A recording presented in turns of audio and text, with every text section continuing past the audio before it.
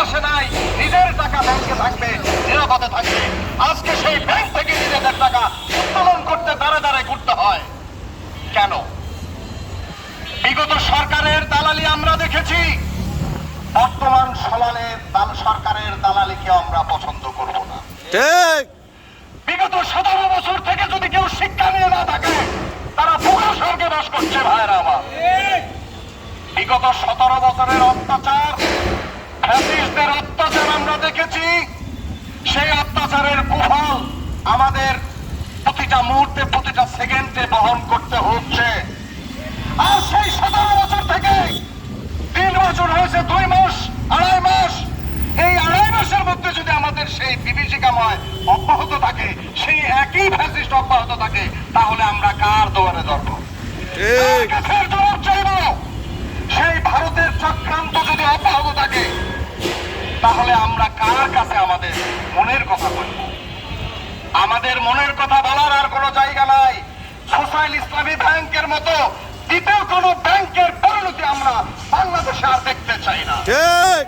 যদি এই নিয়োগ বাণিজ্যকে বন্ধ করা না হয়, ভারতের চক্রান্তে যদি আবারও ইসলামী ব্যাংকে ধ্বংস করার পায়তারা করা হয়, তাহলে দেশের জনগণ দ্বিতীয় আন্দোলন করবার জন্য, দ্বিতীয় স্বাধীনতা উন্মুক্ত করার জন্য কিন্তু ঘরে বসে থাকবে না হাত গুটিয়ে। ঠিক।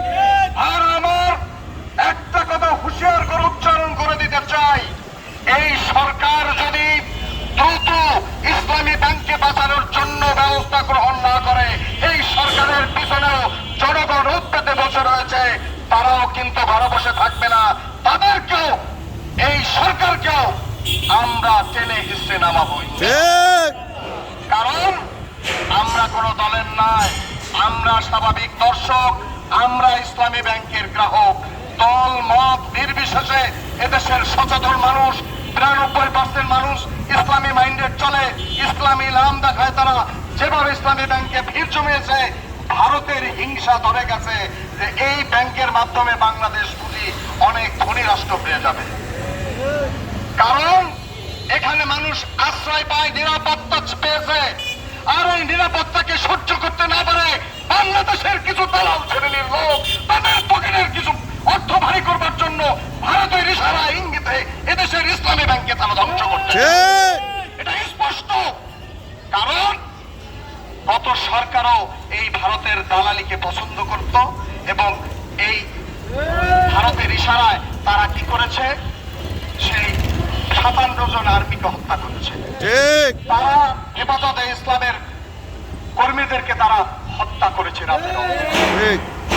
আবার তারা পায়তারা করছে যে ইসলামী ব্যাংকের অর্থনৈতিক স্বাবলম্বী বাংলাদেশ, এখানে গোড়া থেকে উপড়ে ফেললেই হয়তোবা বাংলাদেশের অর্থনীতি ধ্বংস হয়ে যাবে। সরকার কেন বুঝতে পারছে না? তারা কয়েক দলে কয়ে ভাবার চেষ্টা করছে। আমরা সর্বশেষ ভাবে বলে দিতে চাই, অতি দ্রুত যদি খোরশেদ আলমকে প্রত্যাহার করে তারা যদি ইসলামী ব্যাংকের নিরাপদ অবস্থায় ফিরিয়ে না নেওয়ার উদ্যোগ নেয়, তাহলে অতি দ্রুতই আন্দোলন থেকে কঠিনতর আন্দোলন গড়ে তোলা হবে। ঠিক। অতএব সবাইকে একটা কথাই বলবো, সবাই শান্ত থাকুন, নিরাপদে থাকুন। ব্যাংক থেকে টাকা তোলার জন্য তড়িঘড়ি করার কোনো প্রয়োজন নাই। কারণ ইসলামী ব্যাংক বিগত সরকারের আমলে অনেক ষড়যন্ত্র মোকাবেলা করে তারা কিন্তু এখনো স্টিল ভাবে দাঁড়িয়ে রয়েছে। ঠিক। অতএব আমরা ভরসা রাখবো ইসলামী ব্যাংকের প্রতি, তারা জনগণের টাকাকে হেফাজতে রাখবেন।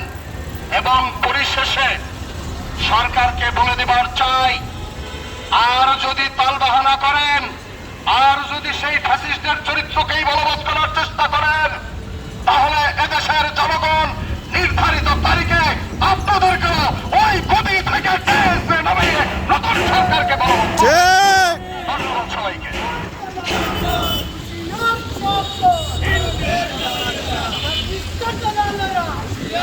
সম্মানিত ইসলামী ব্যাংক গ্রাহকবৃন্দ, আপনারা জানেন যে ইসলামী ব্যাংক নিয়ে অনেক বড়